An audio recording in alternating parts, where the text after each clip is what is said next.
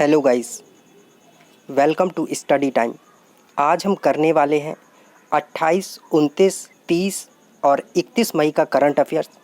इसमें जो भी द हिंदू की इम्पॉर्टेंट न्यूज़ है वहाँ से सारे क्वेश्चन कवर किए गए हैं। तो चलिए स्टार्ट करते हैं आज का सेशन।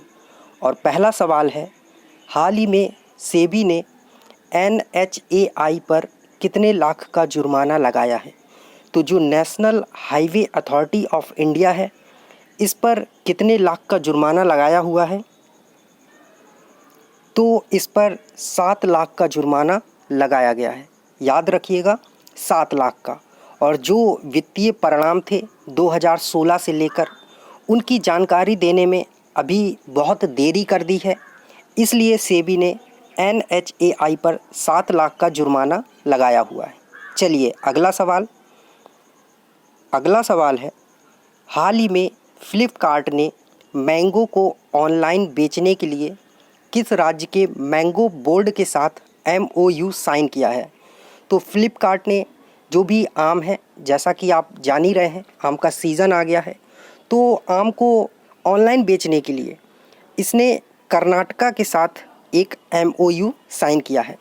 वहाँ से ये मैंगोज़ लेंगे और ऑनलाइन इसको पूरे भारत में सेल करेंगे।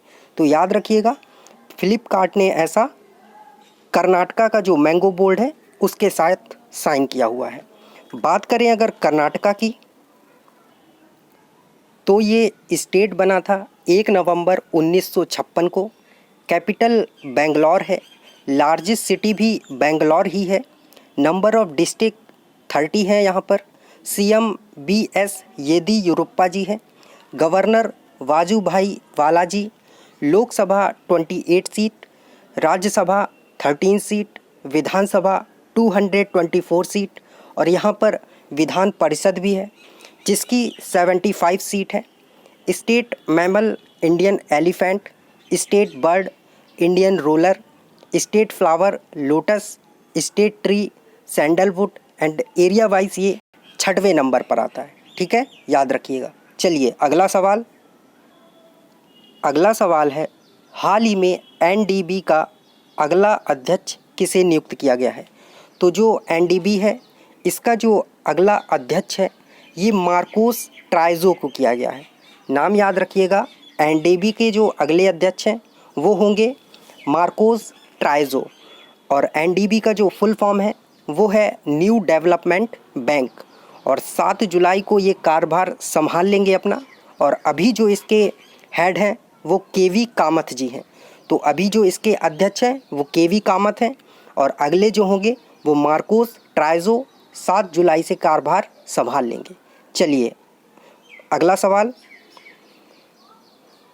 सवाल है, हाल ही में तेजस MK1 FOC लड़ाकू विमान को वायुसेना के किस स्क्वाड्रन में शामिल किया गया है?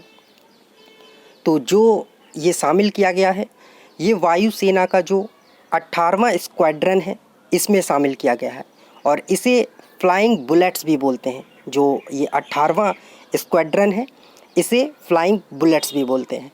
चलिए अगला सवाल है, हाल ही में किसने अपनी नई बुक द आइका बॉग ऑनलाइन विमोचन किया है? तो जो ये नई बुक है आइका बॉग, इसका ऑनलाइन विमोचन किया गया है। तो ये है JK रॉलिंग जी की। याद रखिएगा, JK रॉलिंग। और इनकी एक फेमस बुक है जिस पर मूवी भी बनी हुई है, हैरी पॉटर। उस टाइम पर इनकी बुक को कोई भी पब्लिशर पब्लिश नहीं कर रहा था और मुझे आई थिंक पूरा एग्जैक्ट याद नहीं है, शायद 12 वर्ष तक इनकी बुक को पब्लिश नहीं किया गया था और फिर पब्लिश हुई और उस पर मूवी बनी। और फिर आप देख ही रहे हैं कि वो कितनी हिट मूवी हो गई हॉलीवुड की। ठीक है, तो याद रखिएगा कि ये जो बुक है द आइका बॉग ऑनलाइन विमोचन जिसका किया गया है ये JK रॉलिंग जी की है और लॉकडाउन के दौरान बच्चों के लिए ये ऑनलाइन फ्री की गई है। ठीक है, चलिए अगला सवाल है, श्रीलेखा किस राज्य की पहली महिला DGP हैं? तो जो श्रीलेखा जी हैं ये जो पहली डीजीपी बनी है, वो भी महिला डीजीपी, ये केरल की हैं। याद रखिएगा, केरल की पहली महिला डीजीपी बनी है और इन्हें फायर एंड रेस्क्यू सर्विसेज का डीजीपी बनाया गया है। ठीक है, फायर एंड रेस्क्यू सर्विसेज। चलिए बात कर लेते हैं केरला की।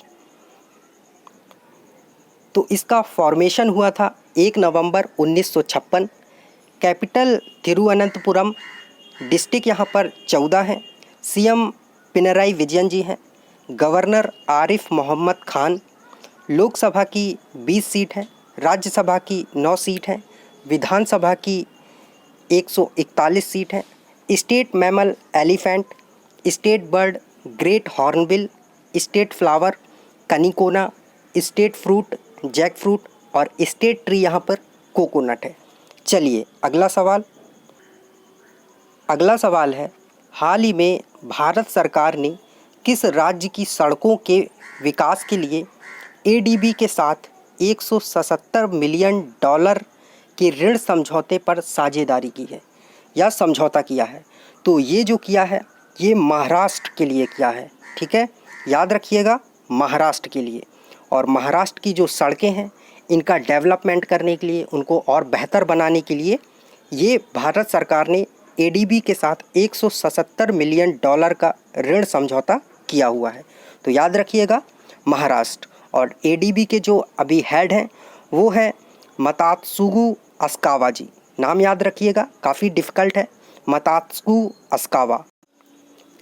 चलिए अगला सवाल है, हाल ही में विप्रो ने किसे अपना नया सीईओ एवं एमडी नियुक्त किया है?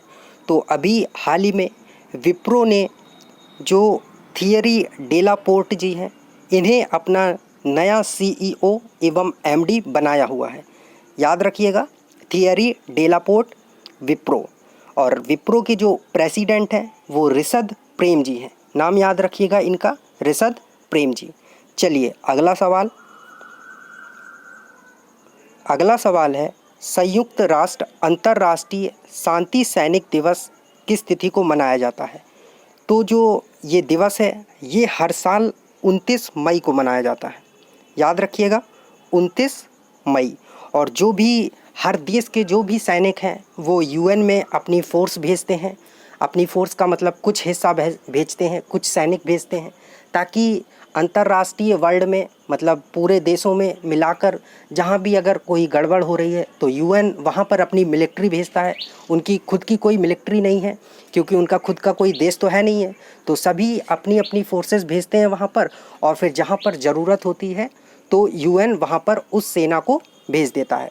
तो भारत भी अपनी मिलिट्री का कुछ हिस्सा वहाँ पर भेजता है, कुछ सैनिकों को। तो ये इसलिए वर्क करता है अंतर्राष्ट्रीय शांति सैनिक। ठीक है, और इसीलिए ये अंतर्राष्ट्रीय शांति सैनिक दिवस मनाया जाता है। उनका जो योगदान रहता है उस सब को बढ़ावा देने के लिए, लोगों को जागरूक करने के लिए और उनके प्रति सम्मान दिखाने के लिए। याद रखिएगा 29 मई को। और जो इसकी इस बार की थीम रखी गई है ये है women in peace keeping a की टू पीस।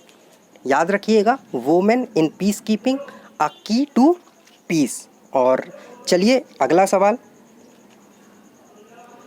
सवाल है, वर्ल्ड डाइजेस्टिव हेल्थ डे किस तिथि को मनाया जाता है?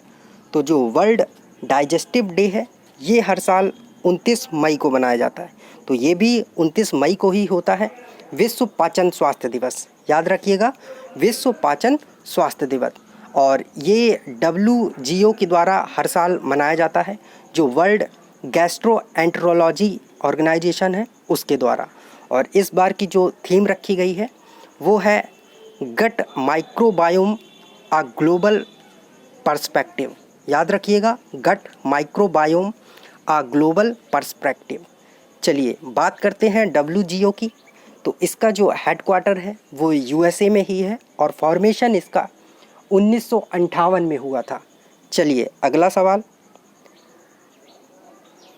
सवाल है, वर्ल्ड हंगर डे किस तिथि को मनाया जाता है? तो काफ़ी इम्पॉर्टेंट क्वेश्चन है, क्योंकि पूरा जो देश है हमारा अभी किस दौर से गुजर रहा है आप जान ही रहे हैं कि बहुत से लोग सड़कों पर हैं, भूखे हैं, क्योंकि वो मज़दूर हैं और लॉकडाउन की वजह से काम नहीं मिल रहा है, तो गांव अपने वापस जा रहे हैं, अपने घर वापस जा रहे हैं, और पैसा ना होने की वजह से खा भी नहीं पा रहे हैं कुछ और भूखों मर रहे हैं। तो जो वर्ल्ड हंगर डे है, और ऐसी स्थिति केवल हमारे देश में नहीं है, बहुत से देशों में है। तो जो वर्ल्ड हंगर डे है ये हर साल 28 मई को मनाया जाता है। याद रखिएगा 28 मई। और भुखमरी से जो लोग मर रहे हैं, लोगों के बारे में जागरूकता बढ़ाने के लिए, मतलब जो लोग भुखमरी से मर रहे हैं उनके प्रति जागरूकता बढ़ाने के लिए ये किया जा रहा है कि लोग जागरूक हों, लोगों को पता चले तो लोग हेल्प करें। क्योंकि सरकारें तो ये कभी नहीं कर पाएंगी, चाहे वो कितना भी डेवलप्ड देश हो, ठीक है, कभी नहीं कर पाएंगी सरकारें। तो हमको आपको इन्हीं सबको मिलकर ये करना होगा। और दुनिया में लगभग 800 से 900 मिलियन लोग हैं जिन्हें एक टाइम का खाना भी नसीब नहीं होता है। सोचने वाली बात है कि इतना बड़ा देश, इतने बड़े देशों में सब मिला के, अमेरिका, चाइना, सभी और हर जगह लोग भूखे मर रहे हैं। और इस बार जो हमारी ग्लोबल हंगर इंडेक्स में रैंक थी वो थी 102, तो वो भी याद रखिएगा 102। चलिए अगला सवाल है, हाल ही में अजीत जोगी का निधन हो गया है, यह किस राज्य के पहले मुख्यमंत्री थे? तो अजीत जोगी जो कि छत्तीसगढ़ के पहले मुख्यमंत्री थे, याद रखिएगा छत्तीसगढ़, और ये 2000 से लेकर 2003 तक वहाँ के मुख्यमंत्री रहे हैं। बात करें अगर छत्तीसगढ़ की, तो स्टेट बना था 1 नवंबर 2000 को, capital Raipur, number of district 27, governor Anusuiya ji हैं, चीफ मिनिस्टर भूपेश बघेल, लोकसभा की यहाँ पर 11 सीट है, राज्यसभा की 5 सीट हैं, और लेजिस्लेटिव असेंबली की 90 सीट है। चलिए अगला सवाल है, हाल ही में किसके साथ साझेदारी करके जनजातीय मामलों के केंद्रीय मंत्री ने गोल कार्यक्रम शुरू किया है? तो जो ये गोल कार्यक्रम है ये शुरू किया है फेसबुक के साथ साझेदारी करके। याद रखिएगा फेसबुक के साथ, ठीक है। तो जो जनजातीय युवा हैं उनके डिजिटल कौशल को बढ़ाने के लिए ये कार्यक्रम लॉन्च किया है। जो भी जंगलों में रहते हैं आदिवासी लोग, जनजातीय जो भी हैं, उनके जो युवा हैं उनको डिजिटल कौशल बनाया जाए, डिजिटली सारी चीज़ें सिखाई जाएं। तो उसके लिए ये कार्यक्रम फेसबुक के साथ साझेदारी करके जनजातीय मामलों का जो मंत्रालय है उसने किया है। तो याद रखिएगा गोल कार्यक्रम। चलिए अगला सवाल है, हाल ही में किस देश ने प्रोटेस्ट के दौरान देश का झंडा जलाने पर बैन लगा दिया है? तो कितनी वैसी बात है कि इस देश में अपने ही देश का झंडा जला दिया जाता था प्रोटेस्ट के नाम पर। और ये ऐसा देश है जो देशभक्ति की चरम सीमा को पार कर गया था। ये है जर्मनी, जहाँ पर लोगों को कूट कूट कर देशभक्ति सिखाई गई और लोग देशभक्त हैं भी। लेकिन वहाँ के लोग प्रोटेस्ट जब करते थे तो अपने देश का झंडा जला देते थे, फाड़ देते थे, और कोई भी जुर्माना कुछ भी ऐसा नहीं होता है। झंडे के प्रति कोई भी सम्मान नहीं था। तो ये जर्मनी था, और अभी इन्होंने इस पर बैन लगा दिया है कि प्रोटेस्ट के नाम पर आप झंडा नहीं जला सकते हैं, और ऐसा अगर आप करते हैं तो आपको 3 साल की जेल की सज़ा होगी। चलिए अगला सवाल है, हाल ही में मिशन ग्रांड केयर किस राज्य ने शुरू किया है? तो जो मिशन ग्रांड केयर है ये शुरू किया है केरल ने। याद रखिएगा मिशन ग्रांड केयर मतलब जो भी हमारे ग्रैंड पेरेंट्स हैं, बूढ़े बुजुर्ग हैं, उन सभी की मदद करने के लिए, उनको सुरक्षित रखने के लिए घरों में, ताकि कोरोना वायरस से उनको बचाया जा सके, उनकी हेल्थ अच्छी रखी जा सके। इसके लिए ये अभियान शुरू किया है, ये मिशन शुरू किया है, और ये केरल ने किया है। तो केरल की बात करें तो अभी हम पीछे कर ही चुके हैं। तो चलिए याद रखिएगा। चलिए अगला सवाल है, वर्ल्ड हाइपरटेंशन डे किस तिथि को मनाया जाता है? तो जो वर्ल्ड हाइपरटेंशन डे है ये हर साल 17 मई को मनाया जाता है। याद रखिएगा 17 मई। और जो ये हाइपरटेंशन होता है इसे साइलेंट किलर भी बोलते हैं, धीरे धीरे आपको मार देता है। तो कभी भी हाइपर मत हुआ करिए, है ना, शांति के साथ जो भी करना है शांत रहें। जितना आप मन को शांत रखेंगे उतना ही आप अपने स्टडी पर, अपनी लाइफ की और भी चीज़ों पर फोकस्ड रहेंगे। और अगर इस बार की थीम की बात करें इसकी, तो ये है measure your blood pressure, control it, live long. मतलब अपने ब्लड प्रेशर को क्या करिए, मेज़र करते रहिए, इसको कंट्रोल में रखिए और लंबा ज़िंदगी जिए। तो याद रखिएगा 17 मई वर्ल्ड हाइपरटेंशन डे। चलिए अगला सवाल है विश्व एड्स वैक्सीन डे किस तिथि को मनाया जाता है। तो इसके पहले एक क्वेश्चन आपके लिए है, आप कमेंट सेक्शन में बताइए कि वर्ल्ड एड्स डे किस दिन होता है। ठीक है, ये क्वेश्चन आपके लिए कमेंट सेक्शन में बताइए इसको कि वर्ल्ड एड्स डे किस दिन होता है। चलिए अब बात करते हैं विश्व एड्स वैक्सीन डे की। तो ये हर साल 18 मई को मनाया जाता है, और भी 18 मई को एक दिन होता है, उसे भी आप कमेंट सेक्शन में बताइए कि वो कौन सा डे होता है। ठीक है, अभी मैंने पिछले ही वीडियोस में उन्हें बताया हुआ था। तो याद रखिएगा विश्व एड्स वैक्सीन डे है, ये हर साल 18 मई को मनाया जाता है। चलिए अगला सवाल है हाल ही में किसने पीएम ई विद्या प्रोग्राम लॉन्च किया है। तो पीएम ई विद्या जो प्रोग्राम है ये लॉन्च किया गया है निर्मला सीतारमण जी के द्वारा। याद रखिएगा जो हमारी वित्त मंत्री हैं निर्मला सीतारमण, और ये डिजिटल एजुकेशन को बढ़ावा देने के लिए ये जो प्लेटफॉर्म है ई विद्या, इसको लॉन्च किया गया है। चलिए अगला सवाल है उज डैम किस नदी पर बन रहा है। तो अभी उज डैम बनना स्टार्ट हो गया है, और ये किस रिवर पर बन रहा है। तो ये रिवर है उज रिवर पर ही उज डैम बन रहा है, और ये रावी की एक ट्रिब्यूटरी है, रावी की एक सहायक नदी है, उस पर ये डैम बन रहा है। तो याद रखिएगा एग्ज़ाम में रावी भी दिया हो सकता है, अगर उज नहीं दिया है तो आप रावी पर टिक कर सकते हैं, वरना ये उज रिवर पर ही बन रहा है जम्मू कश्मीर में। और केंद्र सरकार ने उज डैम बनाने की अभी मंजूरी दे दी है, इसलिए ये क्वेश्चन आपके लिए इम्पॉर्टेंट है। चलिए अगला सवाल, हाल ही में जैकमा ने किस बैंक से इस्तीफ़ा दे दिया है। तो जो जैकमा ने इस्तीफ़ा दिया है ये सॉफ्ट बैंक से दिया हुआ, याद रखिएगा सॉफ्ट बैंक।